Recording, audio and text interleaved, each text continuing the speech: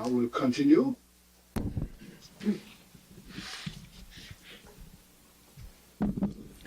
The second one, the second classification or division, the practice of accepting suffering, so how to purify our suffering, how to accept the suffering.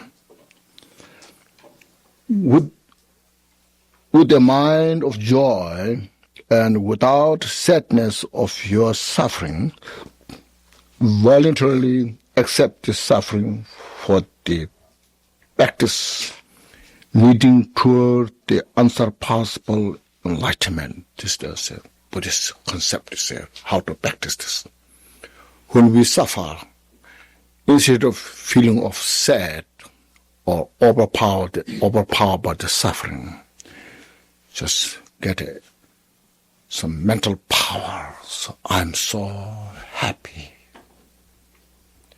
This suffering, what I'm going through, will purify all my obscurations, and I'm going to achieve complete enlightenment, Buddhahood.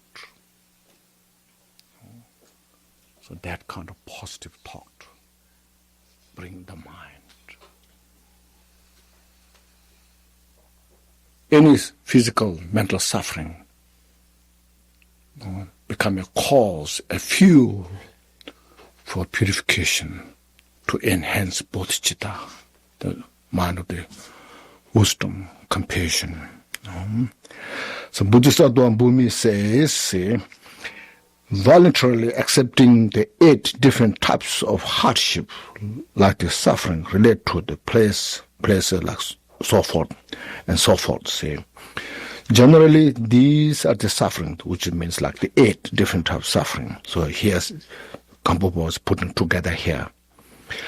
When you become a nun or monk, or not necessarily that, not that time, nowadays when you study, and you start meditation, like go to retreat, so forth, you must undergo the suffering, or you may go under suffering, making effort to find dharma robes or necessary things, provisions, and so forth. Making offering to or attending and honoring. So it says making offering to the triple gems and attending the spiritual masters, and then listening to the teachings. Sometimes when you go to teaching, it's kind of boring. You are not interested. So why I should listen to these things, So you just go away, run away, like those things when this happens, and give, or giving Dharma teachings. When you explain Dharma teachings to others, it's difficult to express the meaning, and difficult to please others. Make happy others. It's difficult to make happy others. So the teachers, they have this kind of difficulties that they face.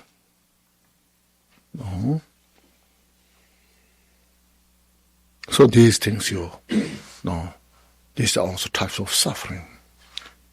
Even we practice Dharma, which is supposed to bring peace and happiness, but sometimes we go through hardship.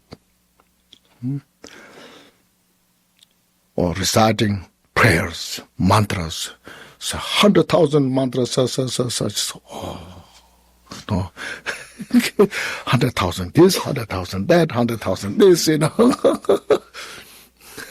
There's a lot of suffering, And meditating, so meditate, you sit there and feel boring. You feel you're wasting time. Your mind goes out there, go there. So that's why I should meditate here, So these things can happen. See? And making effort in your meditation practice late at night. So don't sleep too early. Get up early in the morning. Those things, you see. Late at night and early in the morning without sleeping. So without getting sad when you practice those things, then you get sad. And tired, exhausted. In the summer you feel so hot. No air condition.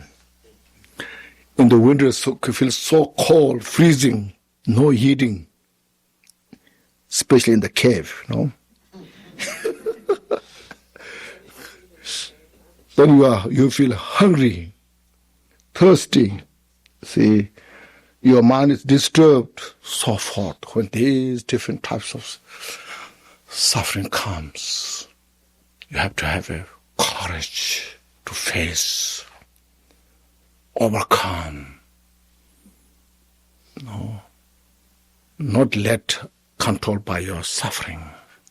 Rather, you utilize your suffering for purification, to build strength. Because there are some, you look in the world, there are some, in the world, they risk their life for no purpose. Just little enjoyments, for some little excitement, they risk their life. Here, what we're doing, to purify all mental obscurations, and to free from all the suffering, to achieve complete enlightenment. There's such great purpose. So look at this, Voluntarily accept this is a suffering of the effort to benefit sentient beings.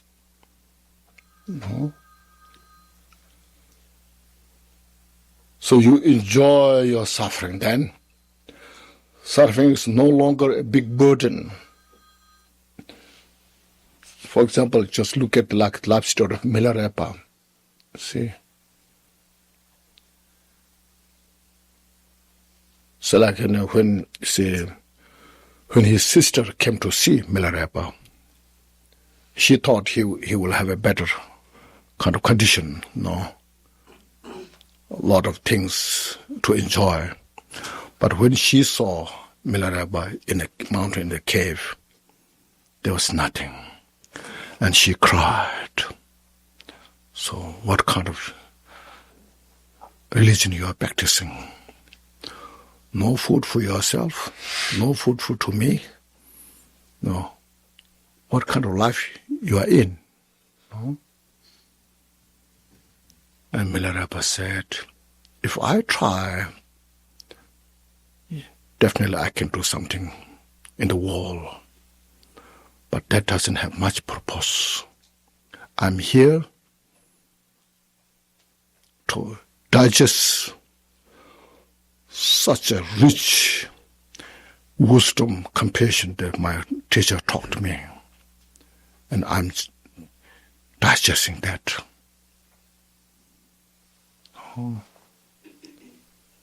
Said, I'm here in the cave to repay the kindness of all mother sentient beings. And he said to his sister, look, yes, as you said, he said, when somebody comes to my place, to see my place, it's just heartbreaking, because nothing. If somebody sees my food, it's disgusting. If somebody sees my body, it's like a nature of skeleton. If the enemy sees, tears will build in their eyes.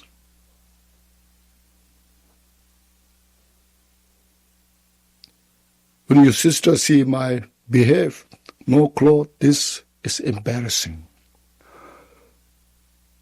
But if Buddha sees my mind, so Buddha will enjoy. See? So that he has that kind of confidence. He was enjoying the Dharma in 100%.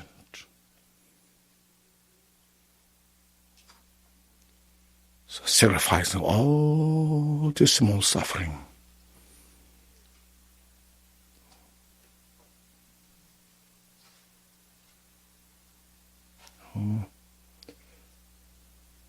This, he told his sister, see,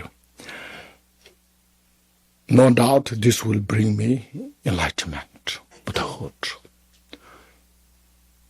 For the time being, our life will be happy, peaceful. No, that's how you see how they transcended all the suffering through the courage, wisdom, to purify all of the imprint of the inveterate propensity.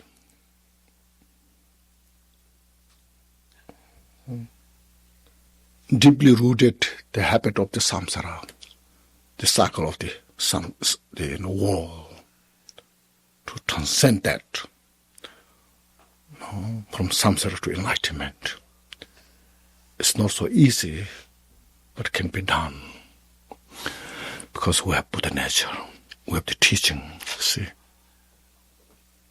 So that's what it's, So it's called accept the suffering.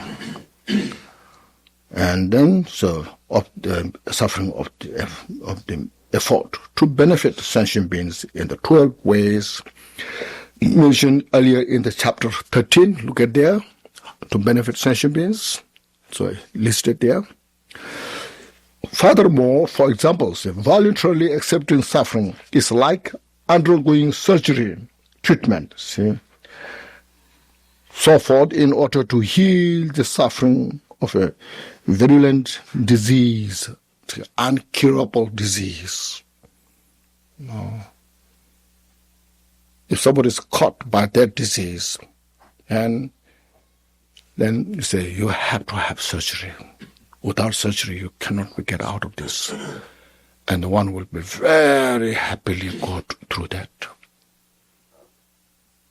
In the samsara, the suffering is endless, you see.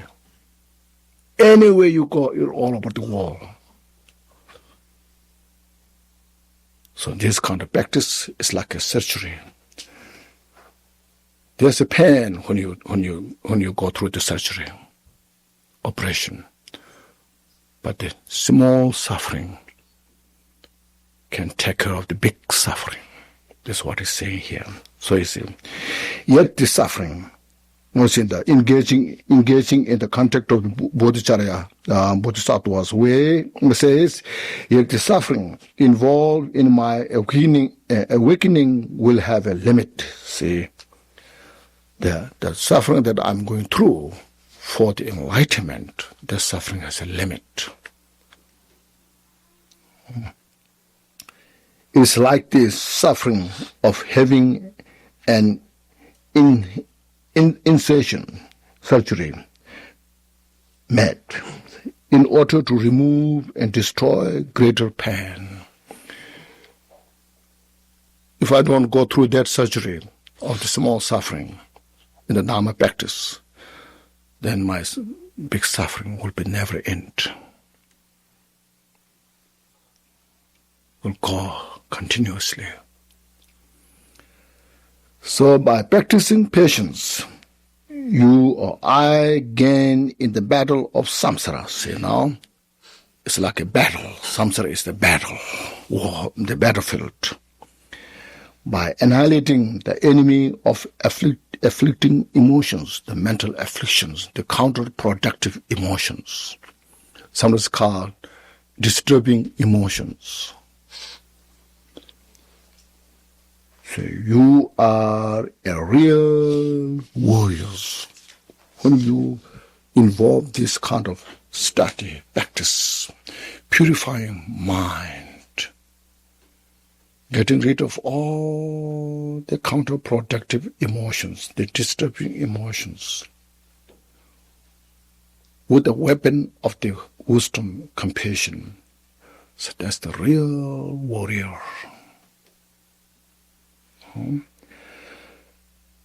Say warrior. So in the world, warriors gain renown by killing killing ordinary enemies who are of the nature of death. See, those ordinary enemies who are nature of the death.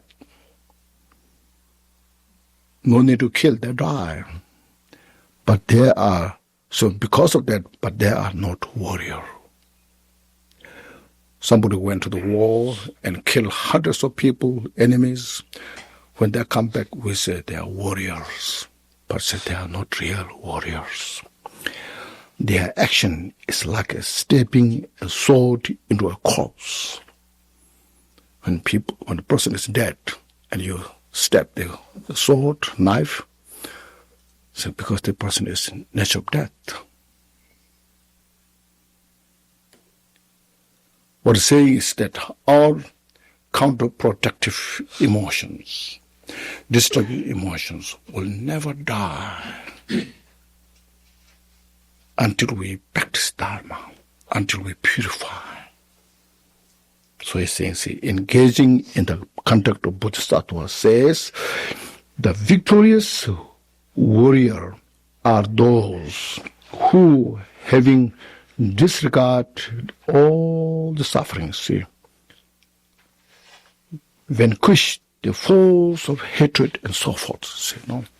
Get rid of the real enemy, the hatred, the pernicious attachment,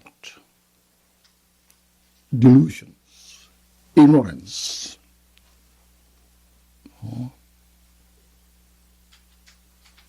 If those are not vanished through the practice of Dharma, they cannot be get rid of by any means. If you stay in a luxurious house, building, go to a very expensive restaurant, have the delectable lunch, dinner, so these negative thoughts will not go away. There's no medicine, pills to vanish them, except this meditation practice. So vanish the force of hatred and so forth. So, common warriors slay only, step knife, only corpses. So our ordinary warrior is not the warrior, but those who are practicing this teaching, wisdom, compassion, try to get rid of the cause of all the suffering of this cyclic existence. So that's a real warrior. See?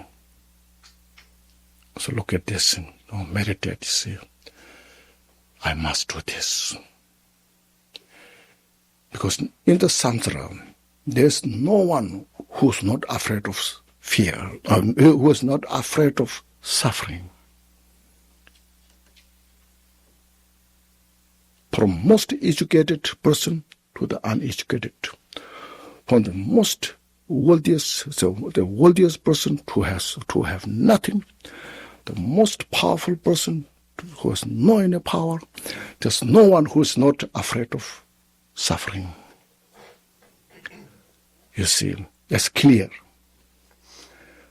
But we don't know how to handle the suffering.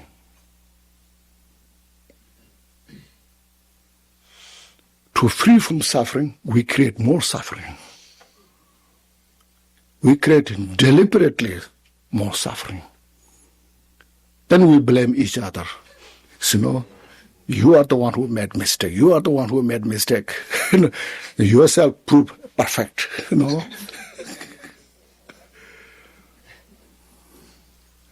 Without realizing you are the one of them. So this here is making the point. It's called focal point. How to relate to the suffering, how to purify the suffering.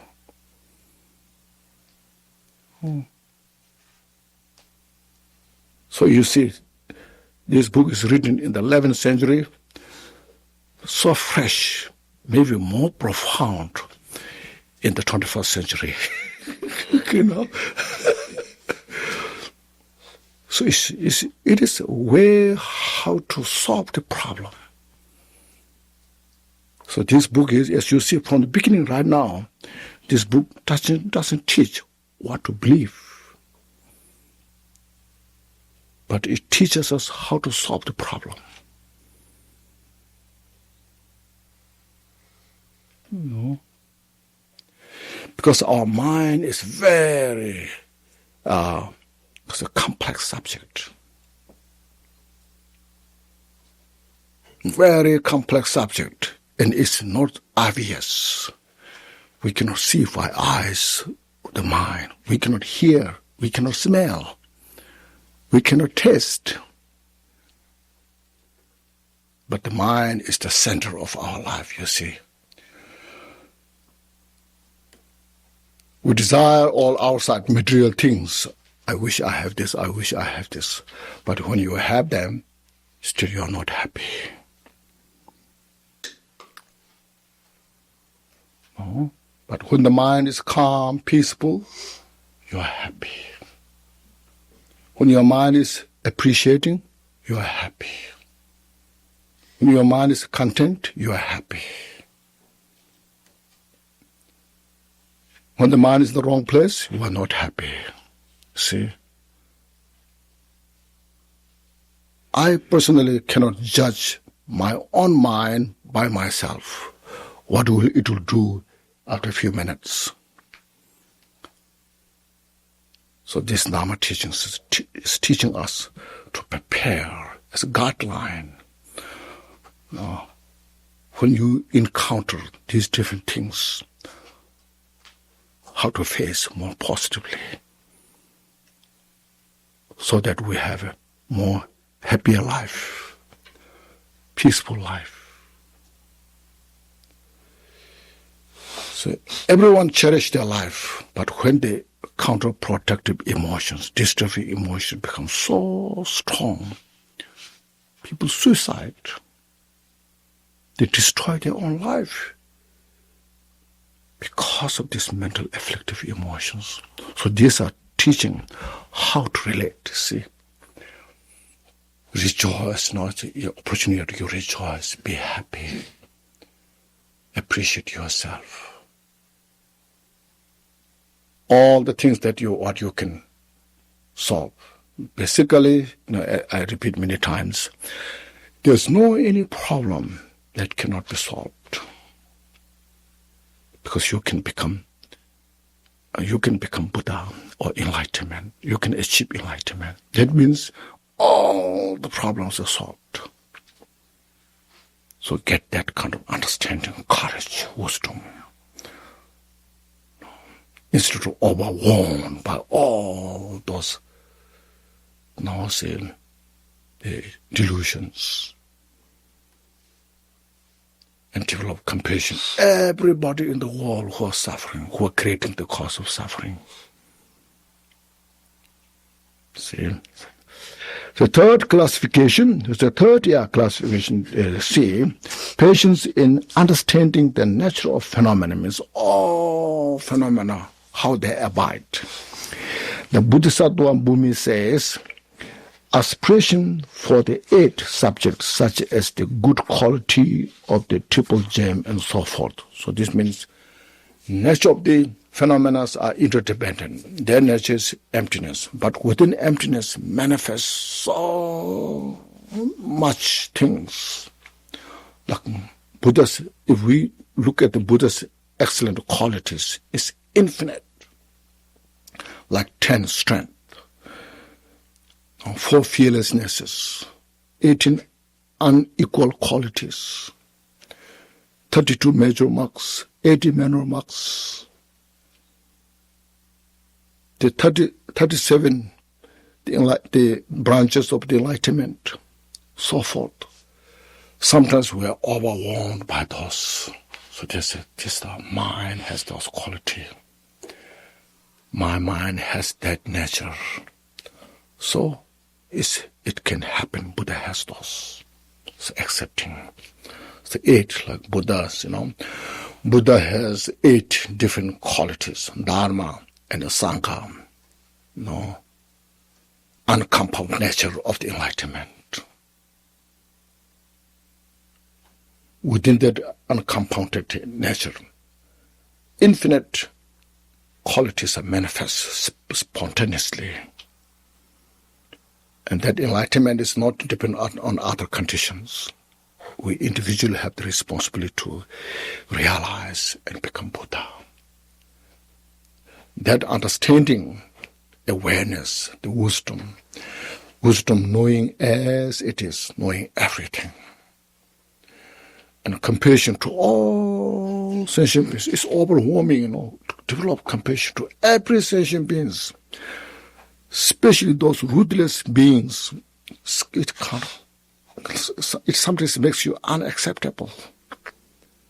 But when you are rooted to the great compassion, then this way how to dissolve all the delusions.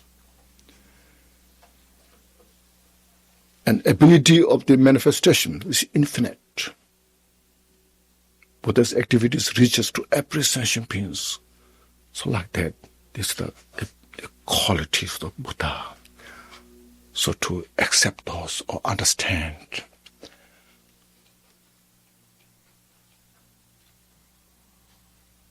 So then, and aspire and patiently practice the realization of inherent emptiness of the 2 types of self in the ultimate nature. So sometimes when you hear no self, it frightens you because we are so got used to it. We are taught there's a self. I have to identify. Of course, we all have our individuals, entity, in the relative level. We all have, because we all desire for peace and happiness. We all desire to free from suffering. It was there. So the profundity nature of all the phenomena, the vastness of all the excellent qualities, function within in the dimension of the reality nature. So we have to have a mental capacity, ability to capture this meaning without fear. So I can achieve those. So patience, forbearance. Slowly I can achieve those. And then follow joyfully. This is how to get how to free from all the boundary of suffering. This makes the limitless nature qualities. Okay, so this up to this is finished. Briefly about the practice of patience. Now to increase patience or forbearance, the virtue will increase through premortal wisdom. And increase through the discriminating wisdom. You practice patience, first cultivating the mind to all sentient beings without expectation. While you are practicing patience, feel joy, feel happy. For example, if somebody says bad things about you, that time, I'm so happy. That gives me opportunity to purify my negative karma. It gives me opportunity to accept. May this purify all the suffering of sentient beings. Feeling of joy, the opportunity. then at the end rejoice that I could do this. Just feel joy that what you could do, instead of expecting result, what will come about this. Just that moment you rejoice. So that's the practice, you see. That will say increase the practice of patience, infinitely.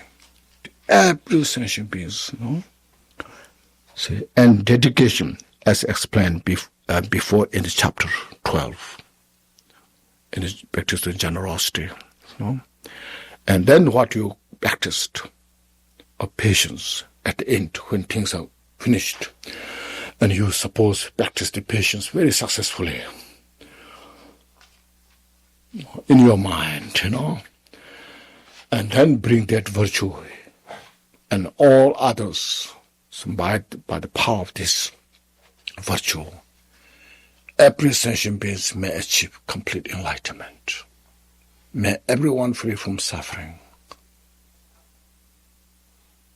not attached to yourself. So this will increase infinite way. And profession, the profession of patience is supported by pervading emptiness and compassion. Everything is manifest in the framework of emptiness. It's like the quantum physics theory. Everything is manifestation.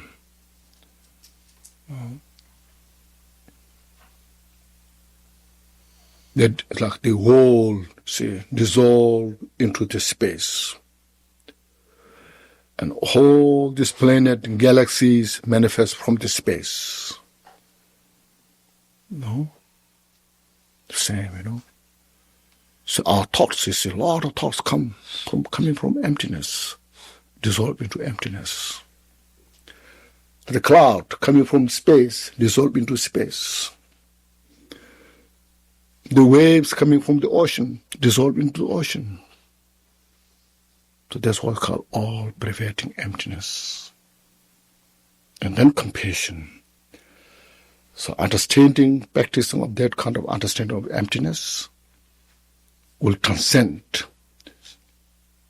the cycle of the samsara. And the practice of the compassion will transcend our interest for self-liberation.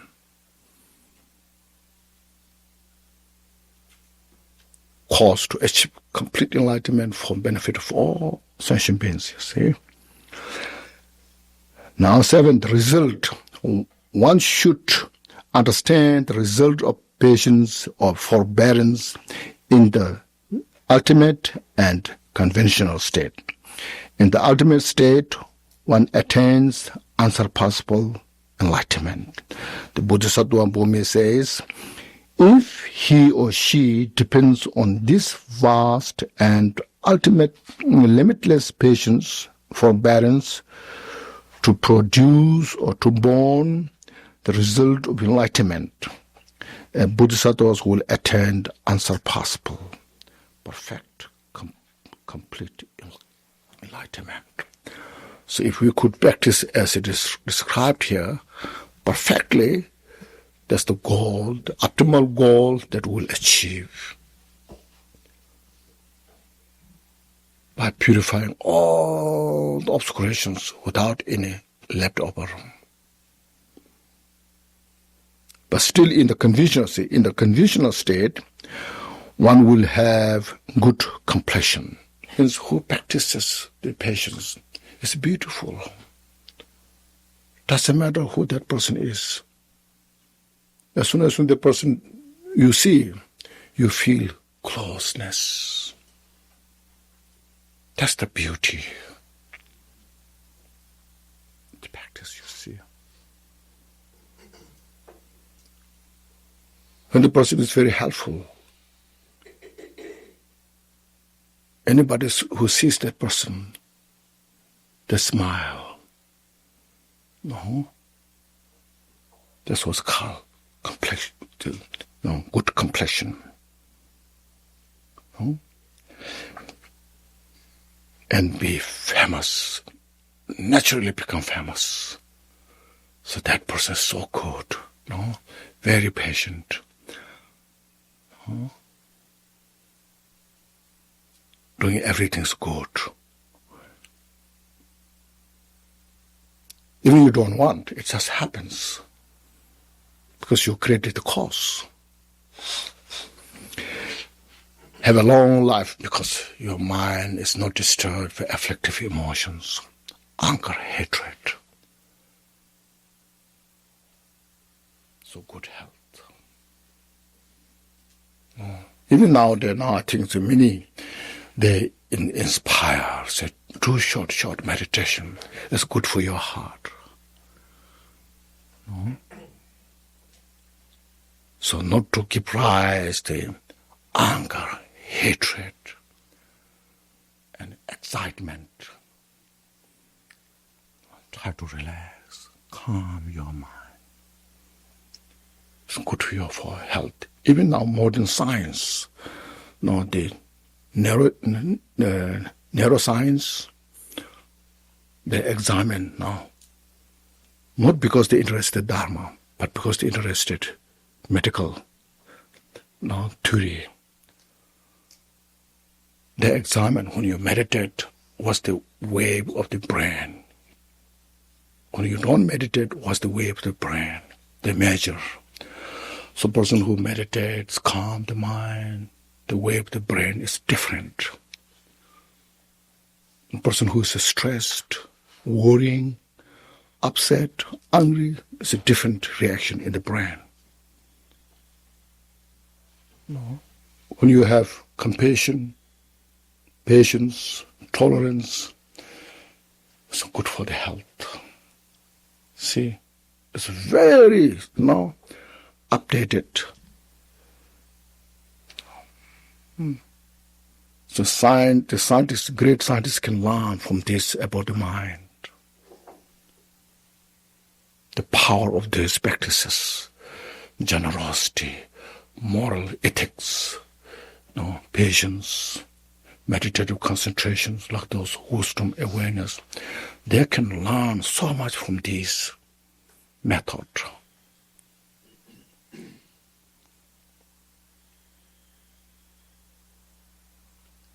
See.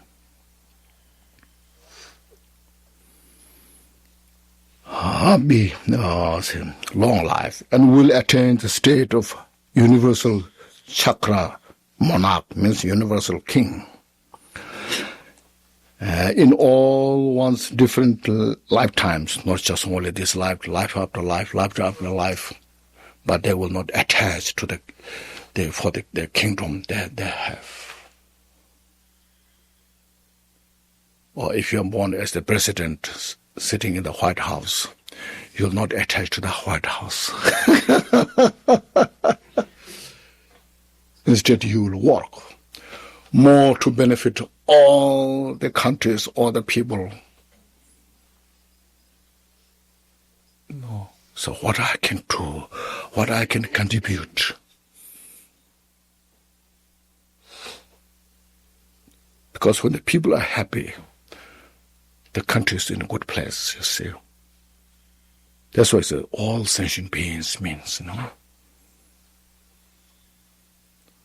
When people are not happy, you oneself cannot survive happy, and good life. Because my life is so much dependent on other people. That's called interdependent,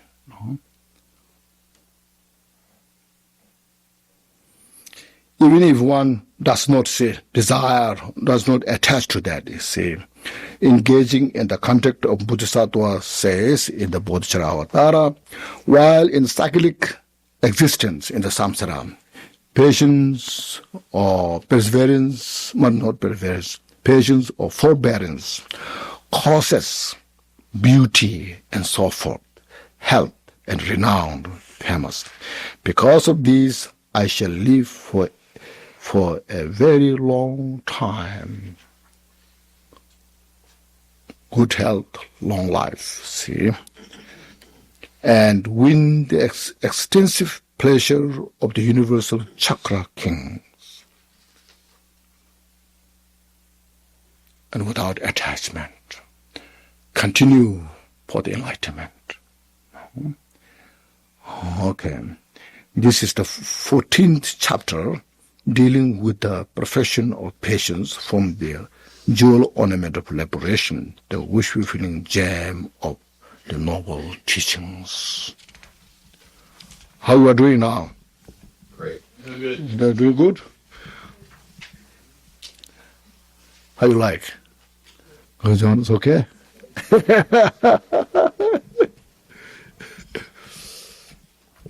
This is how in the monastery how we study, read line by line and discuss, and questions and answers like that.